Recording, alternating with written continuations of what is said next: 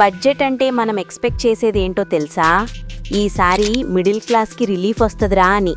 కానీ budget 2026 start అవ్వదానే finance minister చెప్పారు, దేశాన్ని ఫ్యూచర్కి ప్రిపేర్ చేస్తున్నామని. ఫ్యూచర్ బాగుంది, ప్రెజెంట్లో ఈఎంఐ మాత్రం నన్ను వదలట్లేదురా. ట్యాక్స్ స్లాబ్ చేంజ్ అయిందా? Middle class silent mode on. Petrol price international market effect అంట. గ్రోసరీ బిల్స్ శాలరీ కన్నా ఫాస్ట్గా గ్రో అవుతున్నాయి. గవర్నమెంట్ అంటుంది యూత్ కోసం స్కిల్స్, స్టార్టప్స్, డిజిటల్ గ్రోత్ అని. యూత్ అంటారు ముందు జాబ్ ఇవ్వండి సార్ అని. ఫార్మర్స్కి స్కీమ్స్ ఉన్నాయి, ఇండస్ట్రీస్కి ఇన్సెంటివ్స్ ఉన్నాయి. కానీ కామన్ మ్యాన్కి అడ్జస్ట్ అవ్వు బ్రో అనే స్కీమ్ మాత్రమే. బడ్జెట్ 2026 ఒక్క లైన్లో చెప్పాలంటే దేశం గ్రో అవుతుంది, కానీ మిడిల్ క్లాస్ పేషెన్స్ కూడా గ్రో అవుతుంది. మీరేమనుకుంటున్నారు?